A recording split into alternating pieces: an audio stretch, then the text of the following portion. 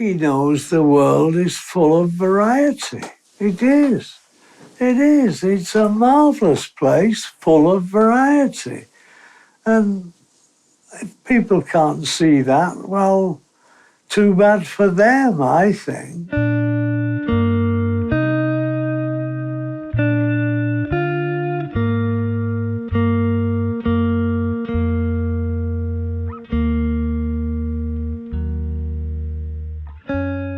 Well, I probably didn't see any work of his until I got to America in 1964. Somebody said there was an exhibition in London, but I don't remember it. I probably wasn't there in London at the time. But he's a bold painter, always bold. And I always liked them, actually. I don't recall the exact moment I saw his work in person. I probably saw it in a book first. And I don't even know if I really liked it at first. I feel like it took me a few times of looking at a couple of different pieces to kind of, there was something that struck me about it that felt so genuine. I think that was the first thing that I was like, okay, this is like really somebody who's confident about the subject matter that could be kind of simple. But there's always there's also something in the painting, it's like eye hanging, something that's not quite in the style. And you might say in one way that's something weak about the style, but that's actually what makes the painting great. That there's always this weird eye hanging, there's always something leaning in the painting that's about him. There's always something personal in the painting.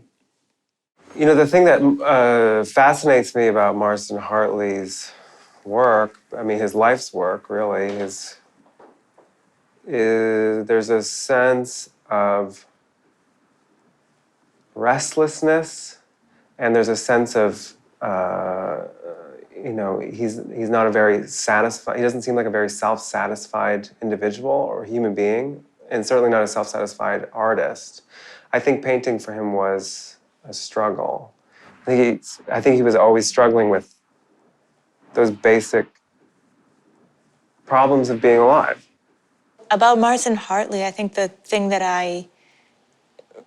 I've always loved is that his figures and his landscapes, everything in the picture always feels like it's built, or that it's conveying some sort of feeling or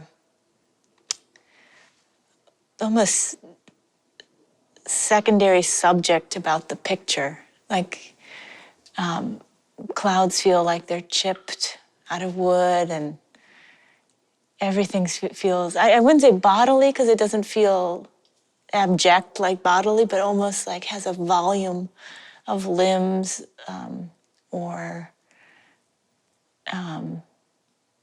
I always felt that there was something kind of expressive about the way that he constructed space and paintings. I mean, the question for a painter dealing with Hartley is, how was he able to make paintings with so much overt emotionality using fairly mundane and fairly,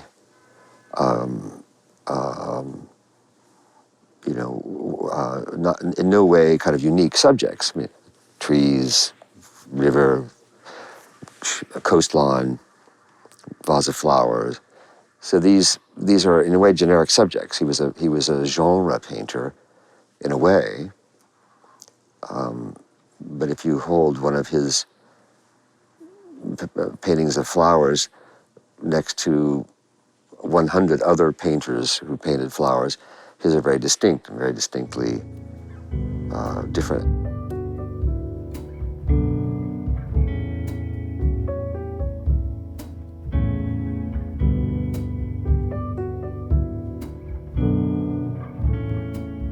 I think that Marsden Hartley's problems were,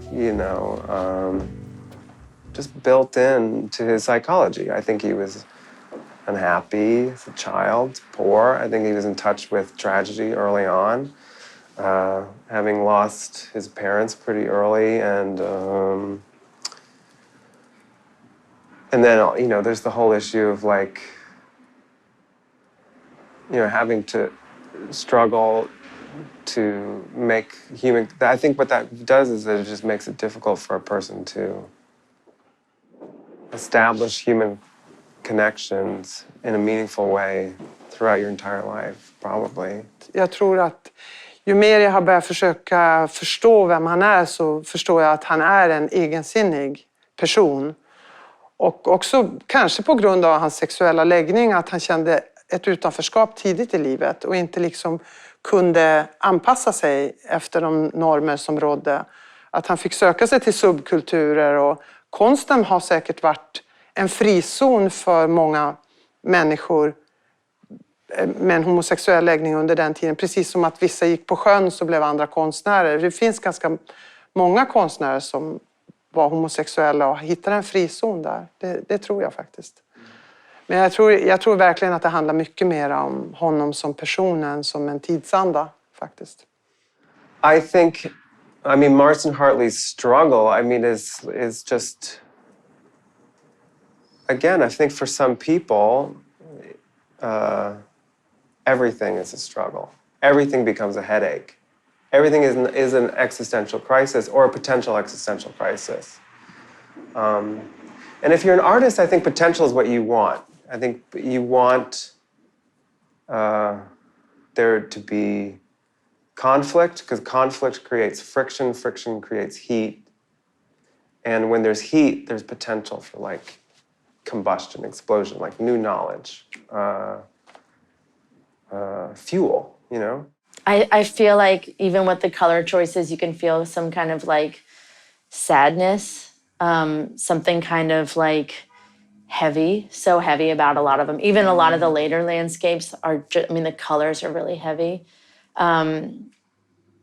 So, does that make for a good or bad painting? It doesn't. I don't know. I think they're pretty good paintings, but I feel like you have to be pretty sensitive to make those paintings. And you have to be kind of, I don't know, lonely.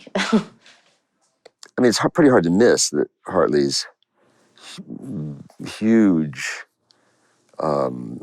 heart and his deep, deep sense of longing, which is not in any way contradictory with the Yankee, hard, kind of hard scrabble way of life, which was the norm in the time Hartley grew up. We can't forget that being a painter in that time was pretty unrewarding career path, put it mildly. Life was hard. Life was hard for most people, not just for painters. Life was hard, much different than today. It's almost as if you're watching him find himself through the work, but he keeps seeing the same person over and over. So he does know himself really well in that way. He's just expressing that over and over and over. And it seems kind of dark. But his paintings aren't normal. I feel like his paintings are not normal. I don't know what normal is, but I feel like he could paint something that seems like it could be every day, but nothing about it feels every day, and maybe there's something about desire there, a desire for the subject or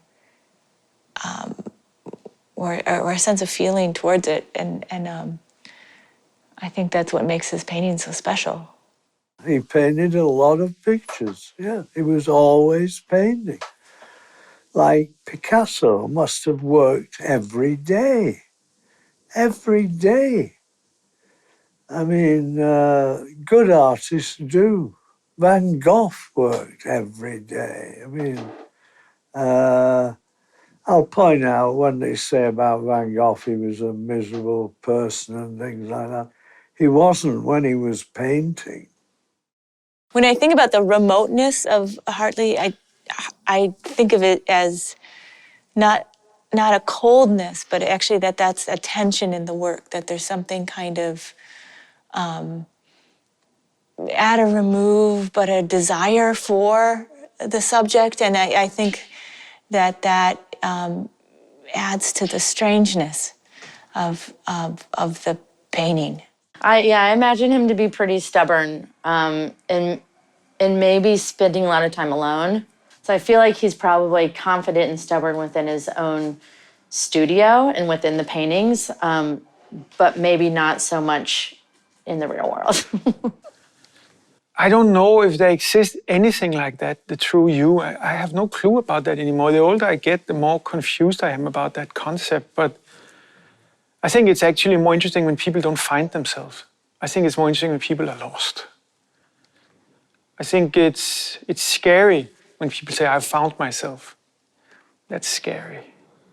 So anybody pondering around, wanderlust, keep going, keep falling, keep changing, it's like an immense desire for life, immense desire for... And painting is giving back some way. I mean, there's something magpie-like about Hartley in the early years that, again, I mean, parenthetically, I mean, one of the kind of truisms about art that Hartley illustrates beautifully is that part of being an artist is turning your liabilities into assets. So all the things that bedeviled Hartley, his identity, his very identity as a painter, who am I, what am I? That's what makes his work so interesting, that he confronted those questions head on. He was a painter, he was an egotist. I think he was never satisfied with himself or his work quite. I think he was also at the same time completely convinced of his own genius. And I think that's enough to keep a person going. Why should you quit if you're a genius, right? And why should you quit if you see other people doing what you're doing, like making paintings and having a great time at it? And it seems easy to them. But what if you think that you're better? So why should you quit making paintings if maybe the motivator in life is, well, I'll show them?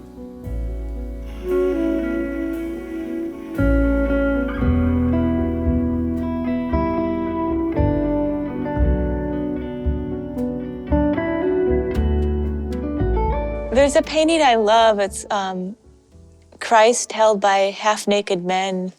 And it's a painting of a group of very muscular men that are all very ruddy and pink. His work doesn't have to show homosexuality. I mean, there's all kinds of other subjects. I'm sure he was, I mean, and he knew it. But in those days, yes, you had to be much quieter about it, don't you? If you read the great poet like Cavafis, one of his first poems, he writes, if you want to know about me, you have to look, deep into my drawer. And then there is a secret in there. I think in Alexandria at the turn of the last century, to say you were homosexual was the same as getting a bullet in your head. But there's always something leaning in the work. I don't think what is leaning in Hartley's work is homosexuality. I think that's actually banal. Well, Marsden Hartley was gay, so being gay is longing. That's what it was, in the 20th century, it was there and it was not there. You can have it, but you can't have it. If you're of a certain socioeconomic station, you can enjoy whatever kind of love affair you want. If you're a man. And he was certainly in Berlin often enough to enjoy, and he was there at the right time to enjoy a thriving kind of underground, sexually liberated atmosphere. And he certainly did take advantage of that. Well, I always just thought that the men, there was a tenderness to them. They were very large, but there could be this kind of tenderness to the way they were painted, to the light on their body. You know, they're just, I don't know, they're really beautiful, strange paintings. Well, they look like big hunky guys to me. I mean, I haven't done any like that in big chests and things. I mean, they're very good. They're probably a little fantasy as well, aren't they? A bit like Tom of Finland or something, drawing that. I think they're very good paintings, very good paintings. Much more interesting than photographs, yeah. I think in terms of Hartley's most homoerotic work, what I see is like a kind of totemic,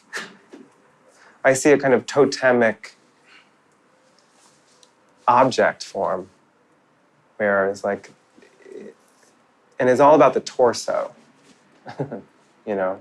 Sometimes it's about the face, sometimes it's the face being the identity of the person posing for a specific painting.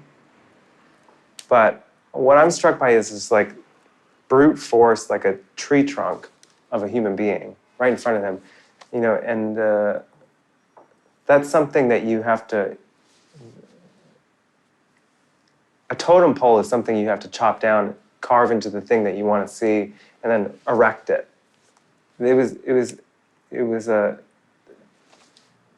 These men are like elemental forms. It's not about the sweetness and tenderness of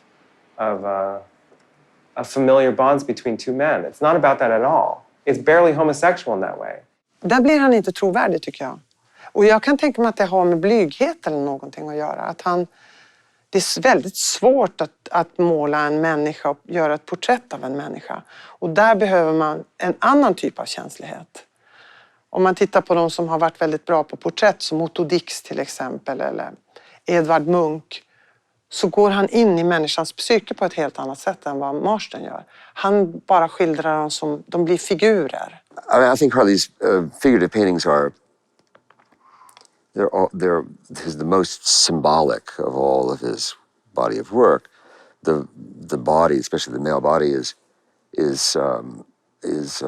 idealized. There could be paintings from in a way, there could be bodies from Greece, from the golden age of it could be right alongside Praxiteles. They're highly idealized, highly unanatomically concerned, and fetishized. I don't think it's too strong a word. There's a heroic quality to the build-up of these male bodies, these big-chested men, and the fact that oftentimes their eyes are missing is purely mythic at that point. I don't think makes sense to talk about being homosexual. He loves men figure. So do I. So do a lot of different people. I also like flowers. I think what's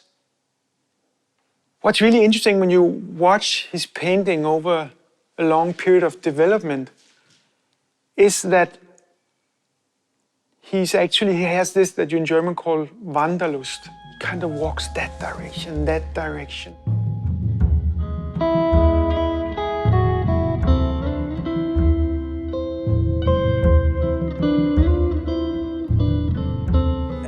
När man börjar titta närmare på honom så ser man att han har en enorm produktion. Hade han varit fransman så hade alla vetat vem han var, tror jag faktiskt.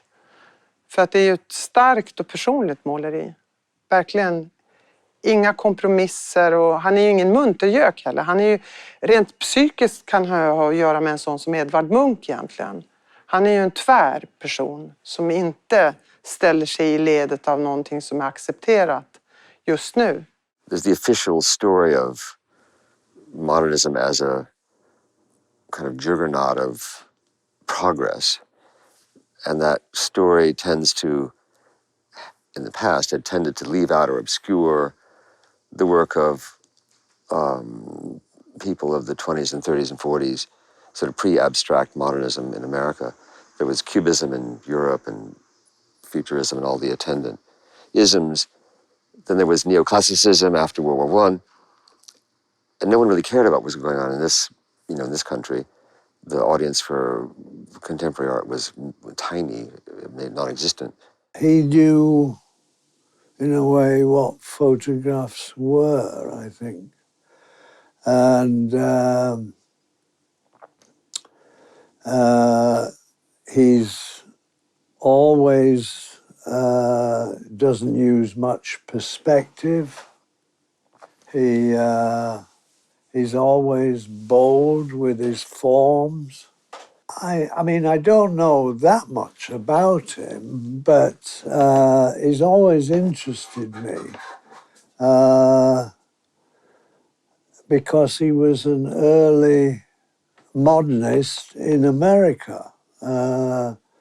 And he came to Europe a lot, of course, but they all did then. Everybody did. But it's fair to say about the whole generation of the 20s, I mean, that was the American experience. Writers, painters, composers, people went to Europe to have the cosmopolitan experience. Because even though people lived in big cities, New York or Chicago, those cities weren't cosmopolitan. They were just big commercial nothings. And the real action was happening in Europe, so people went to Europe because it gave them a bigger sense of themselves. Then they came back to America, where their relationship was often conflicted. But that conflict between the cosmopolitan and the local or the regional, it was a big source of energy for a lot of people's work, and especially writers, even more than painters, that Europe represented ease and modernity and sophistication and recognition, but everybody still had to come back to America and be Americans. I think of the paintings as very American, in the way that the landscapes feel very symbolic. It's interesting because I feel like there is a kind of a relationship to maybe Edvard Munch or Chaim Soutine in the way that the landscape or the subjects feel like a symbolic expressionism. Alltså han har ju två ganska tydliga spår som jag ser det. Och det ena är ju att han ägnar sig åt landskapen. Och det andra spåret är en ganska abstrakt konst som pågår i världen under den tiden han ägnar sig åt det. Jag kan ju känna att han har någonting med Kandinsky och framförallt med Malevich att göra under den tiden han är i Berlin. Att det är en abstraktion som är väldigt nära en symbolism också. Men egentligen så tycker jag att även landskapsmåleriet och den här abstrakta perioden sitter ihop väldigt mycket. Man ser att det är samma konstnär som har gjort det. Hans handslag finns där och hans färgseende är detsamma. Han kompromissar aldrig med sin palett. Det är precis som om man tittar på en Bonnard-målning så ser man att det är Bonnard oavsett om det är tidigt eller sent måleri. Och det gör man med Marsden också. Han har sin skala liksom. So these artists were kind of operating under the radar, Hartley in particular. So the shift in the power structure from Paris to New York happened in the 40s. And Hartley and his generation were already dispersed by that point, and but had been in a sense moving to a different drumbeat all along. Then it was sort of rediscovered and reevaluated and became part of the kind of American story, but still not integrated in a way which I think should be. Yeah, I feel like the pre-war modernists definitely felt like they make it their life to make paintings this way. It felt like an everyday discovery, whereas maybe the post-war felt like, let's rally together and shake this up. And almost like we need to make bold statements, and we're making art because of this, and it's protest, and it's, reflection and rejection, and all of the kind of like, let's use this as a way to kind of make statements. And, which is all, I mean, it's a beautiful way, it's a beautiful history of how that all kind of unfolds. But it does seem like, what the pre-war modernists are really looking at is something that's becoming more familiar in paintings today.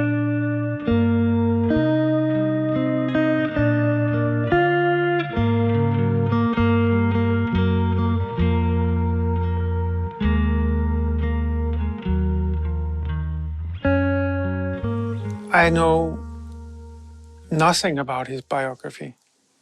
I actually know nothing about any artist's biography because I never read the art books. I only study the images.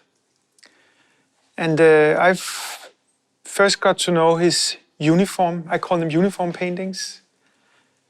These strange ornament paintings from a quite not ornamented period, from the beginning and the middle of the First World War, which is actually kind of obscure because he creates this kind of colorful mathematics about something that is anything but colorful. Jag ser faktiskt en tidsanda där. Det gör jag. Jag säger emot mig själv nu lite. Mot vad jag sa förut. Men där kan jag verkligen se att han är medryckt i någonting som håller på att hända. Man ska också veta att 1912, 13, 14 då har industrialismen verkligen kommit in med buller och bång. Och folk är verkligen fascinerade av maskiner och fordon och uniformer, och hela Europa laddar för detta krig. Det finns en sorts hets att nu ska vi ut och kriga och att det är något positivt innan helvetet bryter loss. Men alltså alla länder, särskilt Tyskland, rustade ju något enormt åren innan första världskriget. Och det var ju nästan en eufori att vi skulle ut och kriga. Och det där tror jag han är medryckt i. Och det är fantastiska parader som kommer och går. Och jag tycker man känner i de här bilderna att han liksom beundrar det väldigt mycket. Att det är något nytt som står inför dörren. It's partly the style of the teens and 20s, the call toward abstraction, which was pretty much everywhere and impossible to ignore at that time.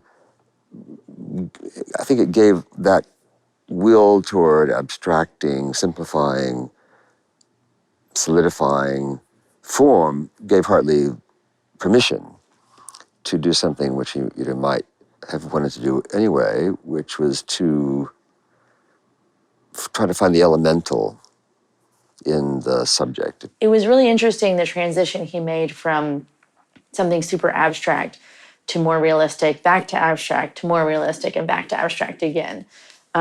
You can see his kind of like struggle back and forth, or maybe not even struggle, just kind of exploration in a lot of ways. And it's just sort of like a map out of his traveling in his life.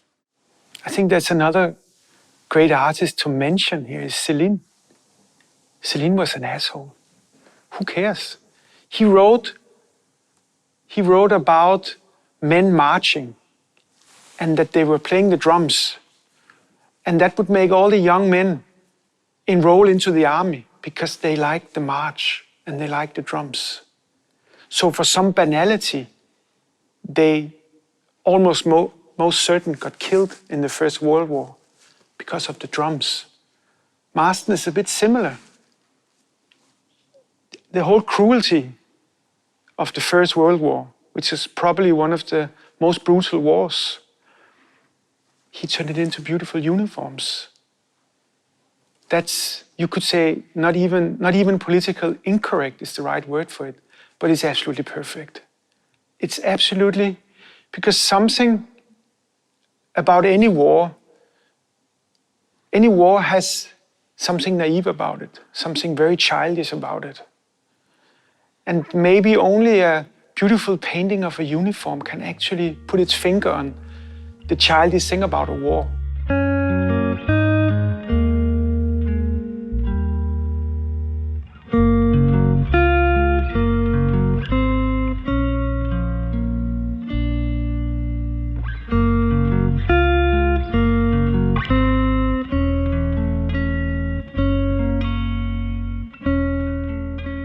Yeah, it's boldness, but it's other sensitivities. It is. I mean, the landscapes are very marvelous, I think. It's almost like gravity is suspended in a lot of the paintings. There's sort of things that begin to hover in the sky, or something like a huge wave is just frozen into this sort of colossal mountain type form. The landscapes always feel like they're more about us than they are about trees or clouds or nature. They feel way more that they're about a kind of more of a human struggle. Well, I think Hartley he had different phases, obviously, in different periods in his work, in which he identified with various movements in 20th century art. But the Hartley that I think of when I think of him is a painter of nature. He's not necessarily a plein air observational painter, but a painter of a kind of constructed nature that is very much tied to the spirit of New England. Even when he's painting the West or some of the landscape, it's a Yankee sensibility. I think there's a certain kind of blue that feels very American that he uses, or that it's this very kind of almost cobalt primary blue. And I think also the way that space is constructed, maybe the flatness. I don't know if that comes out of a folk tradition or how that comes about. Maybe it's just him, But I think that's how I read them, as being very American. My initial attraction to Hartley's work, or my introduction to it, really was the main pictures made in New England. And I think that's because they were around. I grew up in New England, and then all museums have them, right? And I can go look at them. And it reminds me of landscapes that I'm familiar with and quite fond of. Having spent quite a bit of time in Maine in summers, is like it's a vacation place. It's a nice place. It's pleasant. The landscape is fascinating and stunning and beautiful. And there's a certain kind of northern romance to it. Pine forests, tall mountains, beach scenes, lobster fishermen. All of these are motifs that populate Marsden Hartley's later works. Och sen tror jag också att han hela tiden hade en sorts längtan tillbaka till den plats där han hade präglats. Det där kan jag känna igen. Att jag kommer från norra Sverige själv. Han kommer från norra USA, väldigt nära Kanada egentligen. Och jag kan känna det där att det saknas mig alltid något. Att jag inte har det norrländska landskapet omkring mig. För det finns en trygghet i själva landet, i jorden, i lukterna, i fåglarna, i allting som rör själva det andliga psyket, kan man säga. Det kanske är det han söker sig tillbaka till när han flyttar tillbaka till Maine igen. They just feel so silly but perfect. It's like I was saying, how does he get away with putting like a rock cloud in there, or doing a dark cloud with like a triangle white outline of it and then a dark background? And all of the clouds have that, because it's almost like when he remembers looking at a storm, he remembers the flash, and then he remembers it being dark. And he's like trying to do both of those at the same time. So it feels so funny in a way too, that because it's almost how we remember, and it is how he's remembering it. And I love that because we're looking at a still picture. So to remember a storm is to remember an action. It's like making a gesture at the same time. It's that idea of movement and gesture and still life. It's awesome. Jag gillar ju väldigt mycket de här vattenmålningarna från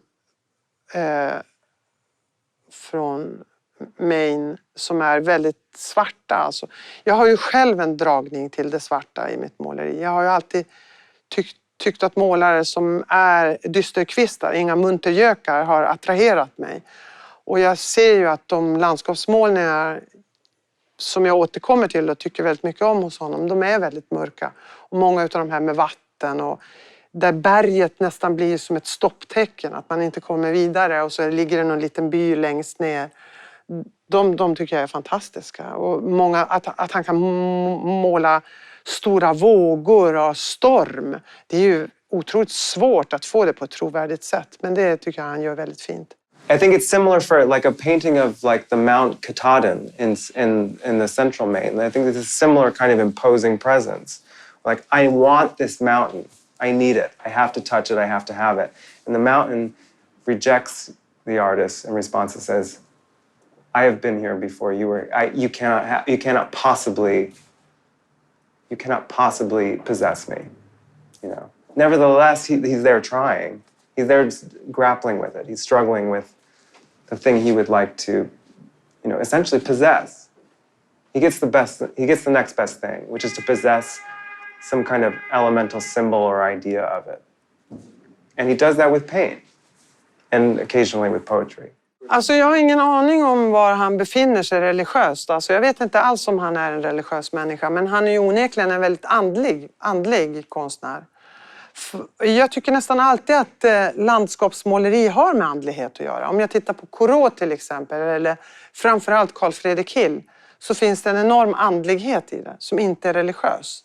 Men det finns något gudomligt över det. Och där kan jag tycka att Hartley också befinner sig. Och då kan jag tycka att den här kyrkan han gör, den blir ju på något vis också att han stängs ute. Den är ju inte välkomnande. Det känns ju inte som att han tillhör den. Han betraktar den på avstånd. I think overall Marsden Hartley's palette, the colors he was comfortable using, or the colors that you see over and over again over the span of decades, I think you could describe it as a Puritan color palette. It is a little bit muted, it's a little bit earthy, it's a little bit of the earth. And I think that might reflect just the area of the world where he came from and the way he was raised. Before he became a transcendentalist, Marsden Hartley was a devout Protestant. He was a Christian and raised by, you know, working class Christian people, church-going people. And I think a lot of that attitude suppresses flamboyant color or decoration or anything that would call attention to oneself, I think would be frowned upon.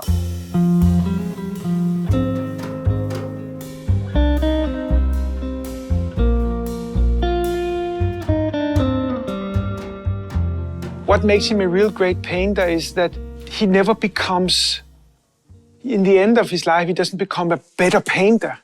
It's not that he becomes a refined master painter, anything like that. He actually becomes worse and worse in a good way. The last paintings where it's like a vase with flowers and ships in the background, it's like the most ridiculous idea, but it's also one of the most beautiful paintings I've ever seen. None of the paintings are obvious. None of the paintings have an obvious solution. Where you look at the picture, and they're all very modestly scaled. They're none very large, and they're none very ambitious in the way that we think of like ambitious art projects. Det är definitivt naivistiskt.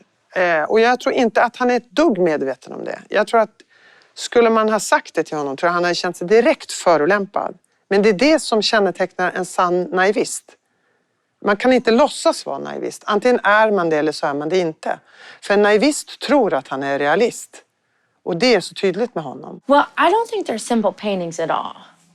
I just think that like almost the subject matter could be simple. You know, even just a pile of logs. How could that be interesting? But he just makes it so beautiful. And with so many references to art history and in such like a smart, simple way. And I feel like that's not something you can just think up. It just kind of happens. I'm always excited to see a Marsden Hartley painting in the flesh, in person, come into close contact with it. I'm excited because what I'm expecting, or what I've learned to look for there, is that there's like there are big, clumsy brush marks. It's clunky composition, and it's thick. And I think he's not trying to finesse reality. I think he's trying to beat reality out of the thing that he's looking at. I think the painting of the vase in the window with the ship in the background. Try to explain to anybody, I want to paint vase with flowers and in the background the sea, perhaps a boat, maybe the sun. And any art school teacher would say that's suicide. But it's the most brilliant painting. It actually is anything a painting is about. A kind of a view, kind of this kind of like, you know, falling into this open, melting space. Well, they're just bold. I mean, that's bold. It is bold. They're not wishy-washy. They're not... there's a boldness about them that I like.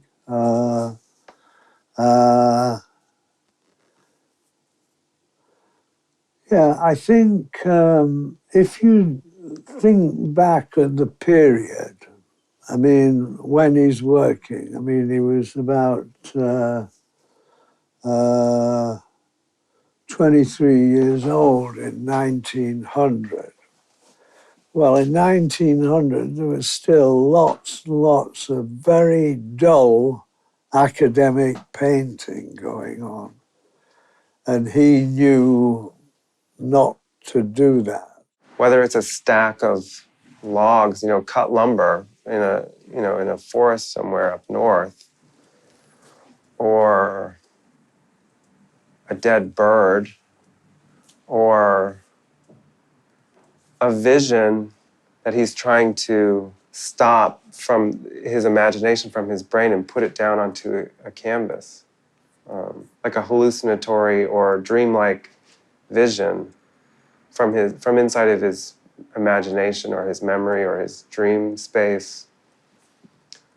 I think he's just trying to knock it down onto a surface so he can get to the idea of the thing underneath the thing itself. I think it's like all about the confidence, and you know, I remember seeing the clouds that he was making, and they felt so much like stones. And I was like, how is he allowed to do that? Why does that work so well? And it's just because he's making a painting. He's not making a picture. In terms of the way he paints, I feel like each brushstroke has its own weight and kind of direction, and begins to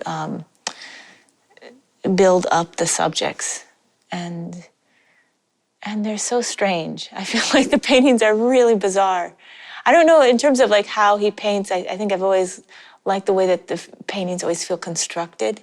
There's a feeling in the paintings of different degrees of pressure being brought to bear on certain areas of the painting more than other areas. The ones that I'm thinking of, it's a little bit hard to talk about without having a visual reference, but if it, let's say, just a painting of a fish on a table in front of a window that looks out onto a landscape of rivers and trees, there's parts of it that are painted in a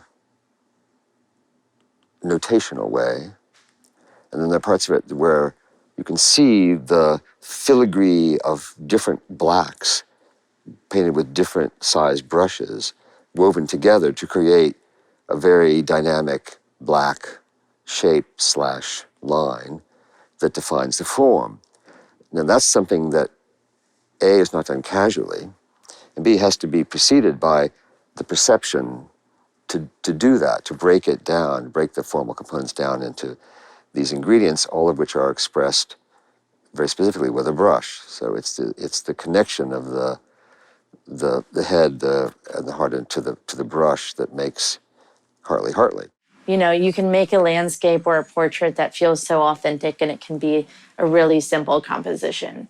It doesn't have to be over the top frills, crazy look at me. It can just be, 1, 2, 3 kind of like compositions together, and it's just done so like perfectly. Where if you try to do something simple like that in your own studio, it doesn't always turn out that way. There's a great painting, Fisherman's Last Supper, where everything feels like they're on a boat, and everything is sort of like almost like before the moment where it capsizes, like everything within the picture and the family scene is sort of at a tilt and unsteady, but the only thing that's sort of steady is this picture of the boat on the wall in the background. And so it's not just like a family eating dinner, it's like this like other kind of drama, and the 2 men who look like twins perhaps are like on each side, and they're sort of, it seemed like the focus is, they're larger, So I think that, I think that there's something in the way that the pictures are constructed that tell a larger story, and I think that's really interesting. I think it's a general thing for painters that the subject in the painting is an alibi. You paint a landscape, but of course you are not the landscape. You are a man going shopping, going to the beach, reading books, having a fight, making love, and then you paint a landscape. And if whatever you say, whatever the heart and mind is full of, is going to sneak into the painting, if you are not an idiot. When there's lots of stupid paintings, which mean done by stupid artists, where they don't allow this to happen, where they think of the painting as something done part away from the life that they're living. And it's always, in Hartley's work, it's so obvious that he's overwhelmed. Whatever style he walks into, whatever landscape, whatever flower, whatever view from a window, it's like in a Kavafis poem. There's something else moving in there. And I think every great painting talks with 2 tongues. Whatever is bad in life, it's not nice to talk with somebody that talks with 2 tongues. That's like a bad person, but a great painting always speaks with 2 tongues. It says, I'm a flower, and it says, I'm not a flower. And his paintings are always like that.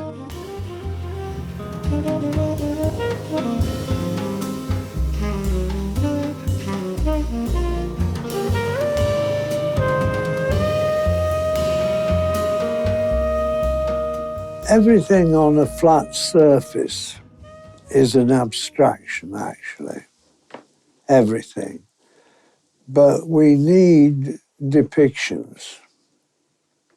We need depictions.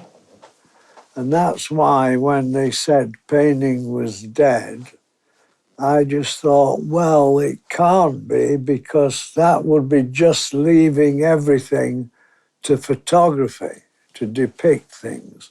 And it's not good enough. Not good enough at all. And Marsden Hartley shows that, I think. I think these paintings are more relevant than ever, because they are anything, they're not about perfection. They are not about finding yourself. They are not about a straight road. They are really like most people's life, going left and right. And I think a painting is a better option not of any sentimental reason, but just because it's from the beginning weak. It's from the painting is from the first moment weak. It is like playing drums at war. It has no function but ornament. And I think in that sense, it's completely relevant. It's interesting to think about the difference between a picture and a painting. And I think of Hartley's works as very much as paintings, and they're in the way that everything is kind of paint, or it is a thing of itself. It's not so much a rendering of something that already exists. It's like the painting is somehow becomes this independent thing in itself. I have no clue why he was kind of forgotten. So was Jack Bilbo, so was Hilmar Klint. All these people were gone, and then we have the excitement when they're digged out. And I think that probably the reason why he disappeared is that he did many different things. So he was not identified. If he would have done uniforms the rest of his life, maybe then you could have put him into a box and say, that's the uniform man. But the uniform man also did flowers and great landscapes and confused still lifes and things from the sea, things lost at sea. I mean, I think generally speaking, if you bring up Marsden Hartley's name to any painter right now, they'd be like, oh yeah, he's great.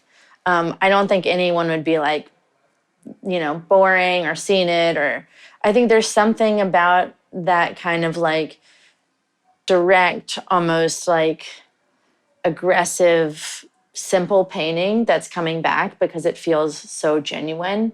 And I think there was a time period, especially with painting, where it felt kind of cold, and maybe that's because we were all getting computers in a digital age and everything was a little bit more removed, and now we're all kind of searching for that like personal touch. Maybe, I mean, this is, who knows what people will think, and I certainly don't want to speak for anyone else, but maybe Hartley's work now will help reclaim some idea of humanism, which has been so thoroughly discredited as the source of all evil. It's a little more complicated than that, and this Hartley is definitely part of the, broadly speaking, humanist project of the 20th century. Jo, men det är ju tidlöst. Alltså, är det bra så är det ingen tid. Det är en bra dikt. Shakespeare är fortfarande intressant. De ryska ikonerna är fortfarande fina att titta på. Det är bra. Det är ett bra måleri. Och han har gjort det som har varit viktigt för honom. Och i och med att det har varit viktigt för honom så är det viktigt för mig och för dig. Well, I don't think it's bad advice for an artist to try and make your life more difficult. It might make your work more interesting. I think Marsden Hartley was a self-sabotager. I don't think he ate very well. I don't think he had regular meals. So struggle is a reality for this person, or was, right?